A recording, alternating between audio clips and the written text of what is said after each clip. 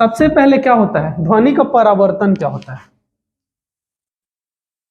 ध्वनि का परावर्तन यानी कि इको ऑफ साउंड क्या है, ये सबसे इंपॉर्टेंट है।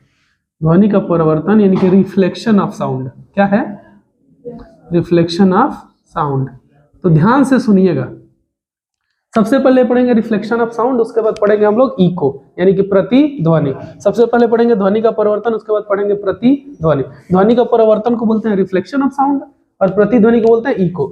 तो ध्वनि का जब परावर्तन समझेंगे तभी हम प्रतिध्वनि समझ पाएंगे।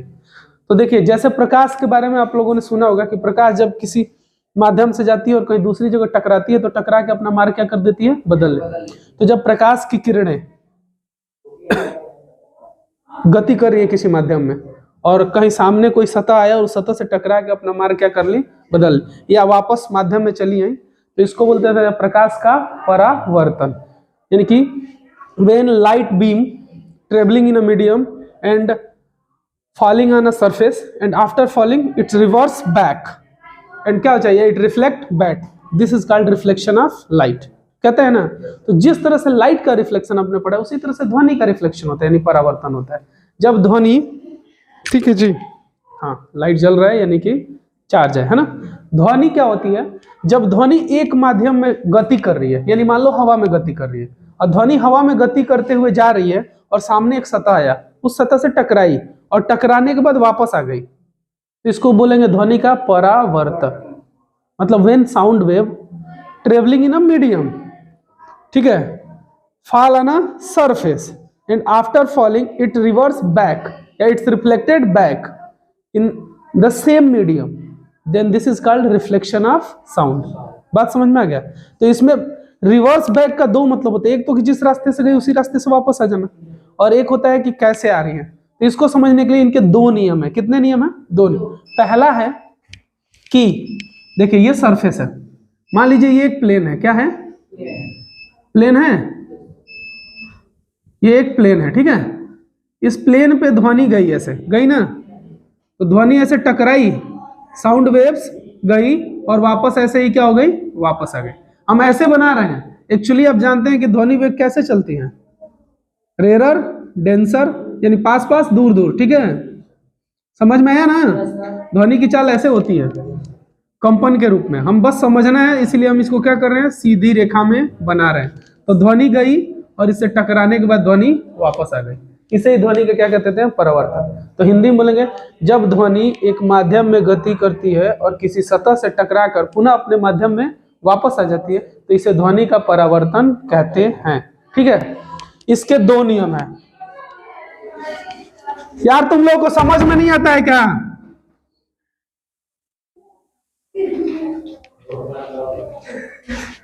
इसके दो नियम हैं, ठीक है। पहला नियम ये है कि आप अगर आने, देखिए जिस सतह से टकरा रही है उस सतह को बोलते हैं परावर्तक पृष्ठ। क्या बोल देते हैं? परावर्तक। इंग्लिश में बोलेंगे रिफ्लेक्टिंग सरफेस। क्या बोलेंगे इंग्लिश में? समझ में आया? तो जिस सरफेस से यानी जिस पृष्ठ से, पृष्ठ मतलब अगर दीवार है और ध्वनि गई और ऐसे टकराई तो ये दीवार, इस सतह को बोलेंगे परावर्तक पृष्ठ। तो जिस सतह से टकरा के वापस है उस सतह को बोलते हैं परावर्तक पृष्ठ। तो ध्वनि जब परावर्तक पृष्ठ पे पड़े तो जिस कोण से गई इसको बोल देते हैं आपतन कोण। क्या बोल देते हैं? इंग्लिश में बोलेंगे इंसिडेंट एंगल। तो इस आपतन कोण और उसके बाद ऐसे वापस आ गई ना, तो इसको बोल देंगे परावर्तन कोण। यानी इसको बोलेंगे आई और इसको बोलेंगे, ये दोनों आपस में बराबर होता है। समझ में आया? और दूसरी चीज कि ये आने वाली ध्वनि, ठीक है, और ये परावर्तक पृष्ठ पर डाला गया ये लंब एक क्या है, ठीक है। तो और ये जाने वाली ध्वनि यानी आपतित ध्वनि, परावर्तित ध्वनि और आपतन बिंदु पे अभिलंब, तीनों एक ही सतह में या एक ही प्लेन में होते हैं। ये नहीं है कि आने वाली ऐसे है, जाने वाली ऐसे है, अभिलंब ऐसे है, तीनों को मिलाएंगे तो एक प्लेन में बनेगा। ये नहीं कि आने वाली ऐसे होगी, जाने वाली ऐसे होगी और इधर वाली ऐसे होगी, तीनों के तीनों एक प्लेन में होंगी। यानी अगर ये देखो, इस पे ये भी बोर्ड पे बना है ये परावर्तक पृष्ठ है, यहाँ पे अभिलंब डाल दिए तो ये भी प्लेन पे है, और इधर से परिवर्तन होने वाला भी तीनों के तीनों इसी बोर्ड पे है, और बोर्ड एक तल है, प्लेन है। तो आप आने वाली ध्वनि को, यानी कि जो ध्वनि टकराने के लिए आ रही है, उस ध्वनि को बोलते हैं आपतित ध्वनि। जो ध्वनि टकरा के जा रही है उसे बोलते हैं परावर्तित ध्वनि, और जो इस पर ये नॉर्मल ये बिंदी डॉट डॉट डॉट पड़े इसको बोल देते हैं अभिलंब। तो ये तीनों क्या होती हैं, एक ही तल में यानी प्लेन में होती हैं, एक ही तल में होती है। एक ही तल का मतलब समझ रहे हैं, तीनों की तीनों बोर्ड पे बनी है। ऐसा नहीं कि ये ध्वनि ऐसे आई, अभिलंब ऐसे हो गया, अब परावर्तन ऐसे हो जाए। अगर ऐसे हुआ तो तीनों एक में नहीं आएगा, क्योंकि देखो ये दोनों तो एक में आ गए, पर ये वाला थोड़ा ऊपर हो गया। समझ में आ गया? अगर इसको, अगर ठीक है ये आने वाला, अगर जब ध्वनि किसी माध्यम से टकरा के और क्या करे, सॉरी, जब ध्वनि किसी सतह से टकरा कर अपने ही माध्यम में वापस चली जाती है, इसे ध्वनि का परावर्तन कहते हैं। When sound wave after reflecting from a surface reverse back to its own medium, या its primary medium, then it is called reflection of sound wave. There are two rules for the reflection of sound, ठीक है? There is two law, ठीक है? दो नियम हैं reflection of sound के। There is two law of reflection of sound. दो नाम, पहला है कि incident wave, incident sound wave, reflecting sound wave and normal on the incident point. ये जिस पॉइंट पे इंसिडेंट और रिफ्लेक्टिंग मिले हैं वो यही पॉइंट है ना, और वहीं पे नॉर्मल खींचा गया, इस पॉइंट को बोल देते हैं इंसिडेंट पॉइंट। क्या बोल देते हैं इंग्लिश में, यानी हिंदी में बोल देते हैं आपतन, आपतित बिंदु, आपतन बिंदु, आपतन, हिंदी में बोलते हैं आपतन बिंदु। तो incident ray, reflecting, incident light, incident way sound wave, reflecting sound wave, और क्या कहते हैं incident, normal on incident point, ये तीनों के तीनों क्या होते हैं, lies in the same plane. समझ में आ गया? तो इसके दो नियम हैं, पहला इंसिडेंट साउंड वेव, ठीक है, दूसरा reflected sound wave and normal at incident point lies in the same plane. Okay, और दूसरा incident angle and reflecting angle become equal, यानी यह जितने कोण से आएगा उतने ही कोण से वापस चला जाए। और इंसिडेंट एंगल किसके किसके बीच में, तो इंसिडेंट लाइट और नॉर्मल के बीच में, ठीक है। रिफ्लेक्टिंग एंगल किसके बीच में, रिफ्लेक्टिंग लाइट और नॉर्मल के बीच में। बात समझ में आ गया? तो ये बिल्कुल लाइट के जैसे ही रिफ्लेक्शन ऑफ साउंड होता है, जैसे रिफ्लेक्शन ऑफ लाइट होता है। समझ गए पूरी बात? ये रिफ्लेक्शन ऑफ लाइट आपको पढ़ना है 10th में, अभी ये 9th में पढ़ रहे हैं आप, ठीक है, समझ गए? तो ये इतनी बातें थी, ठीक है। समरी में बताएं, समरी में ये है कि जब ध्वनि एक माध्यम से गुजरती है और किसी सतह से या चिकने सतह से टकराकर उसी माध्यम में वापस आ जाती है, तो इसे ध्वनि का परावर्तन कहते हैं। इसके दो नियम होते हैं, या यह दो नियम का पालन करता है। पहला कि जो क्या कहते हैं आपतन, जो आपतित ध्वनि है, परावर्तित ध्वनि है, और आपतन बिंदु पे अभिलंब है, यानी नॉर्मल, परपेंडिकुलर, ये तीनों एक ही तल में होते हैं। और दूसरा, आपतन कोण और परावर्तन कोण आपस में बराबर होते हैं। बात समझ गए? यही दो बातें थी, समझ गए टोटल? ये आपका हो गया रिफ्लेक्शन ऑफ साउंड। इस बात को लिख लीजिएगा, जो जो बातें मैंने बोली वीडियो में आप देख के उसको क्या कर सकते हैं, लिख सकते हैं, ठीक है। इसके बाद क्या होता है, इंग्लिश में भी लिख लीजिए, हिंदी में, मैं दोनों लैंग्वेज में पढ़ा रहा हूँ इसीलिए, ठीक है। इसके बाद आपको पढ़ना है इको। क्या पढ़ना है? आप लोग सुने होंगे कि इको हो रहा है, इको हो रहा है, इको हो रहा है, आवाज गूंज रही है, चाहे आवाज टकरा के वापस आ रही है। इंग्लिश में, हिंदी में बोलते हैं प्रतिध्वनि। ये बहुत इंपॉर्टेंट टॉपिक है, बहुत मजेदार टॉपिक है। प्रतिध्वनि यानी इको, ECHO, ठीक। इसके बारे में जरा सुनिएगा, मेरे सर जी बताते थे, सुदामा सर, जानते ही हो, बहुत रिस्पेक्टेड टीचर है और बहुत मैं उनका सम्मान करता हूँ। तो वो पढ़ाते थे तो हम लोग को हंसाने के लिए कॉमेडी भी करते थे, ठीक है। तो उसमें वो बताते थे कि जब हम लोग छोटे बच्चे थे, क्या हुआ? अरे ठीक है, कोई ना, सबको पता है मैं क्लास ले रहा हूँ। तो जब वो पढ़ाते थे ना तो उसमें क्या करते थे कि कुएं के पास चले जाते, बोलते थे कि हम लोग जब बच्चे थे तो कुएं के पास चले जाते थे और जाके वहां पे बोलते थे पकवा इनार, बोले पक, तो कुएं में से आवाज आता था पक। तो ऐसा मतलब तो लोग बार बार बोलते थे पकवा इनार, बोले पक, तो कुएं में से आवाज आती थी वापस पक, तो पक हम लोग झटके में बोलते थे, और जब तेज से बोलते थे तो उधर से अंदर से आवाज आती थी कुएं से पक। और आप लोगों ने देखा होगा कभी कभी आप लोग घर में भी कुछ बोलते हैं तो आपकी आवाज कुछ देर बाद एक वापस आ जाती है। तो ऐसा क्या होता है, तो ध्वनि टकरा के जब वापस आती है और आपकी ही ध्वनि आपको सुनाई दे दे तो इसे क्या बोल देते हैं, प्रतिध्वनि। यानी कि जब ध्वनि का परावर्तन होता है, क्या हो रहा था, अभी परावर्तन ही हो रहा था ना, तो जब ध्वनि का परावर्तन हो रहा है और परावर्तन के बाद वही ध्वनि आपको सुनाई दे दे तो इसे ध्वनि का क्या बोल देते हैं, प्रतिध्वनि बोल देते हैं। समझ में आ गया? इसको when sound reflecting back and heard by itself then it is called echo. समझ में आया? जब साउंड क्या होता है, रिवर्स बैक होके खुद सुनाई दे या साउंड रिफ्लेक्ट बैक होके खुद ही सुनाई दे, बोले यानी कि स्रोत सोर्स जो है साउंड का, उसी सोर्स के पास साउंड रिफ्लेक्ट होकर दोबारा वापस आ जाए तो उसको क्या बोल देते हैं, इको बोलते हैं। तो इसके लिए क्या इंपॉर्टेंट है ये जानना जरूरी है। ठीक है, होता क्या है, हमारे जो कान है, कान के पास हमारी क्षमता है कि 1/10 सेकेंड के अंदर अगर कोई बात बोली गई है तो वो उसको क्या करेगा, सुनेगा। हम जो भी बोल रहे हैं टकरा के इससे वापस आ रहा है लेकिन उसको हम समझ क्योंकि 1/10 सेकेंड से पहले ही इन दीवालों से टकरा के वापस आ रहा है ना, तो हम उसको समझ। लेकिन अगर दो शब्दों के बीच में 1/10 सेकेंड से अधिक टाइम है तो वो साउंड हमें अलग अलग स्पष्ट रूप से सुनाई देंगे। तो अगर कोई ध्वनि हमने बोला, वो ध्वनि गई, टकराई और टकरा करके वापस आई और आके हमारे कान तक सुनाई दी, इनके बीच में अगर 1/10 सेकेंड से ज्यादा टाइम लग जाए, समझ में आया, तो ध्वनि हमारे कानों को क्या हो जाएगी, दोबारा आके सुनाई दे देगी ना। समझ में आ गया? तो इसके लिए एक निश्चित दूरी होती है। क्या होती है? निश्चित दूरी। प्रेशर तापमान पे निर्भर करता है। तो हमने वाला माना है 342 मीटर पर सेकेंड की किसकी स्पीड है, ध्वनि की, हम ऐसा मान ले रहे हैं, या 340 मीटर प्रति सेकेंड मान लिया। ये ध्वनि की क्या है, चाल। ठीक है, तो चाल को हम v से दिखाते हैं ना,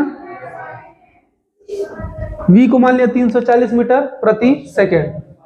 टाइम हमको क्या चाहिए, 1/10 सेकेंड, यानी कि 0.1 सेकेंड। ये हमारा क्या हो गया, टाइम हो गया। टाइम हो गया 1/10 सेकेंड और स्पीड हो गई ये। फार्मूला होता है चाल बराबर दूरी बटा v = d/t। तो यहां से d = क्या हो जाएगा, vt, d = हो जाएगा।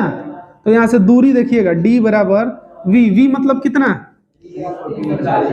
340, और t मतलब कितना, या 1/10। ठीक है, हमने रख दिया, कट गया, यानी कि दूरी कितनी होनी चाहिए, 34 मीटर। तो क्या 34 मीटर दूर रखी वस्तु से आवाज टकराएगी तो हमारे कानों को सुनाई दे देगी, क्योंकि उसको चलने में 10 सेकेंड टाइम लगता है। तो नहीं, 17 मीटर दूर। कितना मीटर दूर, 17 मीटर। क्योंकि अगर 17 मीटर दूर है तो 17 मीटर जाने में और 17 मीटर आने में, यानी 34 मीटर हो गया। इसीलिए प्रतिध्वनि के लिए परावर्तक पृष्ठ की दूरी कम से कम या न्यूनतम 17 मीटर होनी चाहिए। तो आपने सुना होगा, प्रतिध्वनि के लिए कितनी दूरी होनी चाहिए, 17 मीटर होनी चाहिए। रट लिए। प्रतिध्वनि कर दी कि क्या क्या याद कर लिया कि जब ध्वनि किसी सतह से टकरा के वापस आती है और श्रोता को ही सुनाई देने लगे, स्रोत को ही सुनाई देने लगे, तो उसे क्या बोल देते हैं, प्रतिध्वनि कहते हैं। यानी कि बोलने वाले को उसकी ही आवाज सुनाई देने लगे तो उसे क्या बोल देते हैं, प्रतिध्वनि। तो ऐसा क्या होता है, पहाड़ों पे चढ़ गए, वादियों में पहाड़ों की बैठे हुए हैं और वहां से हम क्या कर रहे हैं, बोल रहे हैं, बोलते हैं ना। तो वादियों में से क्या बोल रहे हैं, पता नहीं, सिमरन, ये वो जो भी होता है ना, फिल्मों में देखा होगा आपने, वहां पे जो भी बोलते हैं, मेरा नाम अभिषेक मिश्रा है, मैं एमजे कोचिंग सेंटर चलाता हूँ, एमजे क्लासेस मेरा है, मैं जो ही चिल्लाऊंगा उधर से, मैं बोलूंगा एमजे क्लासेस मेरा है, तो उधर से आएगा एमजे क्लासेस मेरा है, आपसे थोड़ा धीमे, मेरा नाम, तो उधर से आएगा मेरा नाम। जो भी आप बोलेंगे उधर से वो आवाज क्या होगी, वापस आएगा। तो आप सोचते हैं कितनी, तो जब सामने का पहाड़ 17 मीटर दूर हो, बस 17 मीटर से ज्यादा दूर हो, ठीक है, समझ में आया, और टकरा के वापस आने का जगह हो, तो वैसे टाइम पे क्या होता है, वो साउंड टकरा के वापस आता है और हमें अपनी आवाज क्या होती है, 17 मीटर से कम हो तो 17 मीटर से कम होगा तो भी आवाज टकरा के आएगी वापस, लेकिन उसको आने में 1/10 सेकेंड से भी कम टाइम लगेगा। क्या लगेगा, और 1/10 सेकेंड से कम टाइम लगेगा तो हमारे कानों में क्या होगा, पड़ेगा तो। लेकिन कान में जो शब्द है, अगर दो शब्दों के बीच 1/10 सेकेंड का अंतर नहीं हुआ तो उन शब्दों को स्पष्ट, तो हमारे कानों को स्पष्ट नहीं होगा। We can't clear hear it, ठीक है, we can't hear it clearly, समझ में आया। तो सुनाई तो देंगी, पर वही जो अभी हो रहा है क्लास में, अभी मेरे आवाज जो गूंज रहे हैं वो क्यों, क्योंकि 1/10 सेकेंड से क्या हो रहा है, कम टाइम में ही आवाज टकरा के वापस आ जाए, तो आ रहे हैं, तो हमारे कानों में अभी मैं जो बोल रहा हूं वो मेरे साथ ही तुरंत दोबारा भी आ जा रहा है 1/10 सेकेंड के अंदर ही, इसीलिए वो ज्यादा असर नहीं पड़ रहा है। लेकिन मैं जो बोल रहा हूँ 1/10 सेकेंड बाद आएगा तो हमको अपनी आवाज क्या होने लगेगी, सुनाई देने लगेगी। कभी कभी आप फोन पे बतियाते हैं और आपको आपकी आवाज सुनाई देने लगती है, वहां क्या होता है, वो 1/10 सेकेंड नहीं, 1 सेकेंड बाद आपका आवाज वापस आता है, 2 सेकेंड बाद वापस आता है, तो आप जो बोले होते हैं वही आपको सुनाई देता है, तो आप कहते हैं इको हो रहा है, साउंड इको हो रहा है, बोलते हैं ना, तो इको समझ गए। तो सीधी सीधी बात है, जब ध्वनि एक सतह से टकरा के वापस आती है और क्या कहते हैं, स्रोत को ही सुनाई देने लगती है, यानी ध्वनि का जो स्रोत है, सोर्स है जिससे साउंड निकल रहा है, तो जब ध्वनि किसी स्रोत से निकलकर किसी सतह से टकराती है और वापस आती है और वापस आकर श्रोता को ही सुनाई, स्रोत को ही सुनाई देने लगती है, तो इसे प्रतिध्वनि कहते हैं, इसे इको कहते हैं। इसके लिए स्रोत और श्रोता के, स्रोत और टकराने वाले सरफेस यानी कि परावर्तक पृष्ठ के मध्य कम से कम 17 मीटर की दूरी होनी चाहिए। कितने मीटर की दूरी होनी चाहिए, क्योंकि 17 मीटर जाएगा और 17 मीटर गया और टकरा के फिर 17 मीटर वापस आ गया, तो 34 मीटर हो गया ना। तो इसके लिए कम से कम 17 मीटर की दूरी होनी चाहिए, और आवाज के क्योंकि आवाज के टकरा के वापस आने के लिए 1/10 सेकेंड का अंतर होना चाहिए। हर आवाज, मैक्सिमम आवाज टकरा के वापस आ रही है, लेकिन या तो खूब धीमी आ जा रही है तो उसका असर नहीं पड़ रहा है, या फिर क्या हो रहा है, इतने कम टाइम में आ जा रही है कि हमारे कान उसको स्पष्ट, हमारा दिमाग उसको स्पष्ट सुन नहीं पाए। बात समझ गए, यही इको था। बोलो अब इको समझ गए, ऐसे पहले समझते थे, ऐसा समझे थे क्यों ऐसा होता है, दूरी समझ गए, अच्छे से समझ में आया, ठीक है। तो आप ये चीज नोट करेंगे और बाकी वो जितनी बातें बोले हैं वो भी नोट कर लेंगे। नोट कर लेंगे कि नहीं कर लेंगे, कर लेंगे, तो इसको कंप्लीट मानूं, ओके। REBERBERATION, क्या बोलते हैं इसको, अनुरणन। क्या बोल देते हैं, जरा ध्यान से सुनिएगा, रिवर्बरेशन यानी अनुरणन क्या होता है, ठीक है। किसी हॉल में आप हैं, आप बोलते हैं ना, तो आपकी आवाज बार बार गूंजती है, यानी एक ही आवाज पहले इस दीवार से टकरा के आई, लेकिन कान तक आई तो वो आवाज आगे भी तो जा रही है और दूसरे दीवार से भी टकरा के आई, फिर इधर से टकरा के आई। जब आप बोलते हैं तो देखिए आवाज गूंज रहा है, जो अपने इस हॉल में जिसमें हम लोग क्लास ले रहे हैं, यहाँ पे आवाज काफी देर तक गूंज रहा है, देख रहे हो ना। तो ये क्या हो रहा है, यही जो हो रहा है इसी को तो रिवर्बरेशन या अनुरणन कहते हैं। यानी जब किसी हॉल में या किसी बंद कमरे में हम क्या कर देते हैं, ध्वनि उत्पन्न करते हैं, तो वो ध्वनि उनके दीवालों से बार बार टकरा के कई बार परावर्तित होती है, ठीक है। इसे ही ध्वनि का क्या कहते हैं, अनुरणन कहते हैं। इसके अनुरणन, multiple reflection of sound is called reverberation. समझ में आ गया, multiple reflection of sound is called reverberation. It's happened in a closed hall. इसको दूर करने की विधि क्या है, इसको दूर करने की विधि है कि हम क्या करें कि अपने दीवालों पे खुरदरा कागज, गत्ता, अवशोषक यानी ध्वनि अवशोषक, साउंड एब्जॉर्बर लगा देते हैं। क्या कर लेते हैं, इसको दूर। इवन हॉल की जो सीटें होती हैं आगे की तरफ, मूवी थिएटर्स भी तो एक हाल ही है ना, तो उस तरह के हॉल होते हैं, तो उनकी जो सीटें होती हैं उन सीटों पे हम क्या कर देते हैं, ऐसे चेयर यूज करते हैं जो साउंड को क्या कर सके, एब्जॉर्ब कर सके। बात समझ में आ गया, इसी को क्या बोल देते हैं, अनुरणन। समझ गए रिवर्बरेशन या अनुरणन क्या होता है, बोलो अच्छे से समझ गए, गुड। तो ये हमारा अगला टॉपिक होना, ध्वनि का 2 या 2 से अधिक बार परिवर्तन होना क्या कहलाता है, अनुरणन कहलाता है। तो इस अनुरणन का हम उपयोग करते हैं, यूज ऑफ रिवर्बरेशन, ठीक है, ठीक है, या मल्टीपल रिफ्लेक्शन। वो यूज क्या क्या है जरा देखना। पहला स्टेथोस्कोप, कौन कौन जानता है स्टेथोस्कोप? डॉक्टर साहब जिससे आपका हार्ट बीट सुनते हैं, सुना है ना, ठीक है। दूसरा मेगाफोन या हॉर्न, आला बोलते हैं ना स्टेथोस्कोप को। दूसरा मेगाफोन या हॉर्न, ठीक। और तीसरा साउंड बोर्ड, ध्वनि पट्टी, साउंड बोर्ड। हिंदी और इको, हाँ? इको का हिंदी, किसको? इको का हिंदी, प्रतिध्वनि। इको की हिंदी होती है प्रतिध्वनि। तो देख लो, हॉर्न का नाम सुने हैं, शहनाई का नाम सुने हैं। होता क्या देखिएगा, आगे पीछे पतला और आगे क्या होता है, कूपी के जैसे या कोनिकल शेप में आगे उठा होता है।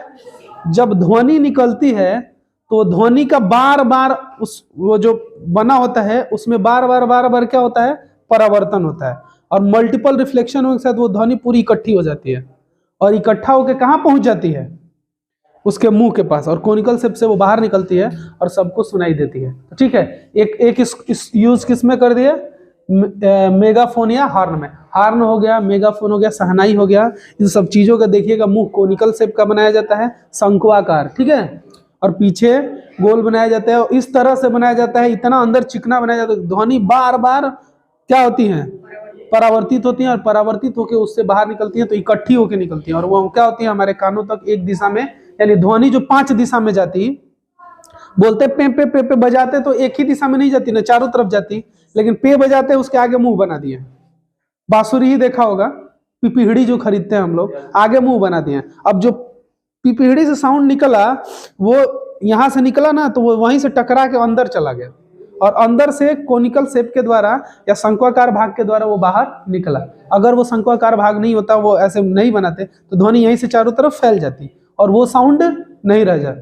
तो ध्वनि को क्या करते हैं, एक दिशा में ले जाने के लिए इसका प्रयोग किया जाता है, किसका, रिवर्बरेशन या अनुरणन का। दूसरा स्टेथोस्कोप में भी सेम काम करते हैं, इस तरह से बनाते हैं कि हार्ट पे जब स्टेथोस्कोप को रखा जाता है तो हमारे हार्ट की जो बीट है वो साउंड स्टेथोस्कोप में जाती है, और बार बार रिफ्लेक्शन होते हुए वो उस पाइप के द्वारा बार बार, यानी मल्टीपल रिफ्लेक्शन होता है, ठीक है, बार बार परिवर्तन होता है जिसे अनुरणन कहते हैं। तो उस पाइप में अनुरणन के द्वारा वो हमारे कानों तक पहुंचती है या डॉक्टर के कानों तक पहुंचती है। तो अगर स्टेथोस्कोप में मल्टीपल रिफ्लेक्शन यानी अनुरणन का उपयोग नहीं करते तो हमें सुनाई नहीं देती। तो पूछ देता है कि मेगाफोन या हॉर्न में या स्टेथोस्कोप में या साउंड पट्टी में किसका यूज किया जाता है, तो अनुरणन का यानी रिवर्बरेशन का या मल्टीपल रिफ्लेक्शन ऑफ साउंड का। इसका ध्वनि पट्टी क्या है, जब कभी क्या होता है ना, किसी जब आप चले जाइए, मान लीजिए कि कहीं पे कोई मंच है, मंच पे आप बोल रहे हैं, पीछे क्या किया जाता है ना कि मंच पे अगर आप यहाँ पे बोल रहे हैं ना तो पीछे क्या किया जाता है कि एक ऐसा शेप लगा दिया जाता है, साउंड सब जगह से टकरा के, ठीक है, साउंड जो आएगी ना वो टकरा के चारों दिशाओं में बराबर क्या होती है, फैल जाती है। और ये साउंड क्या होती है, श्रोतागढ़ के पास अच्छे से पहुंचती है। कभी कभी ऊपर ऐसे बना दिया जाता है, ठीक है, तो ये साउंड इधर जो जा रही है ना टकरा के सब जगह, तो सबको बराबर ध्वनि सुनाई देती है, यानी कि रिवर्बरेशन यानी कि मल्टीपल रिफ्लेक्शन का यूज इसमें भी कर दिया जाता है। बात समझ में आ गया।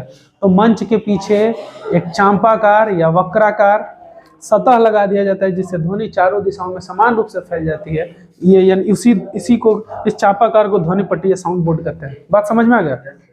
चापाकार सतह को ध्वनि पट्टी या साउंड बोर्ड कहते हैं। तो ये कौन कौन सी होगी, स्टेथोस्कोप, मेगाफोन और ध्वनि पट्टी, जिनका यूज किसके लिए किया जाता है, ध्वनि को दूरी से दूर तक या हर जगह अच्छे से पहुंचाने के लिए। यानी कि इनमें किसका उपयोग किया जाता है, रिवर्बरेशन का या अनुरणन का, ठीक है, या मल्टीपल रिफ्लेक्शन का।